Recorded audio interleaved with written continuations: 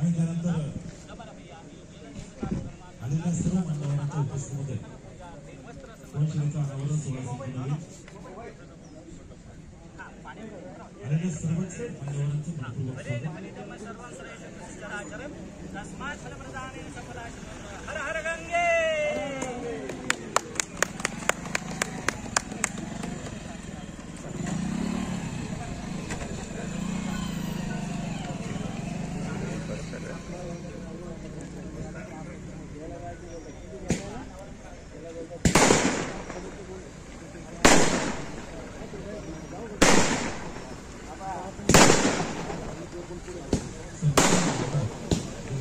पण आमच्यासाठी आजचा दिवस सोन्याचा आहे की आज या ठिकाणी विखे पाटील भाऊ इथे आले आणि त्यांनी जलसंपदामध्ये असणाऱ्या सगळ्या अडचणी सोडवण्यासाठी कटिबद्ध आहोत आणि निश्चितपणाने त्यांच्या हातून पाण्यावर चांगलं काम होईल.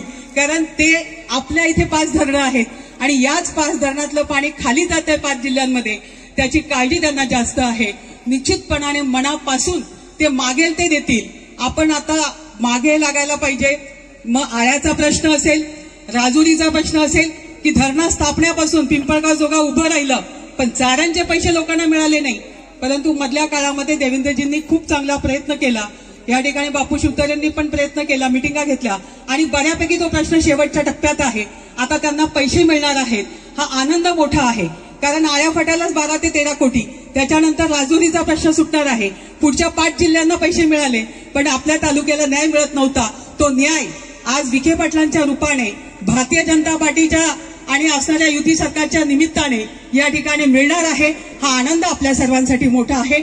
सगळ्यांनी या विकास कामामध्ये एकामेकाला सहकार्य करून हा आनंद लुटूया आणि शासनाकडून आपले राहिलेले वर्षानुवर्षाचं सगळं थकीत किंवा आपल्याला मिळणारा न्याय हा अपेक्षित आहे आणि तो आपल्याला दिल्याशिवाय सरकार स्वस्थ बसणार नाही. देवेंद्रजी देखील बसणार नाही आणि विखे पाटील भाऊ तर नक्कीच बसणार नाही. मला त्यांच्यावर पूर्ण विश्वास आहे आणि म्हणूनच आज या ठिकाणी आमदार असतील शरदजी सोनवणे, या ठिकाणी संतोष नाना असतील, सगळेच पदाधिकारी आणि प्रशासनातले जलसंपदाचे सगळे अधिकारी नाव घ्यायला वेळ घालवत नाही कारण भाऊंना पुढे जायचं आहे, कार्यक्रम आहे आणि म्हणून त्यांना सदाशिव पेठ करून पुन्हा मुंबईकडे रवाना व्हायचंय.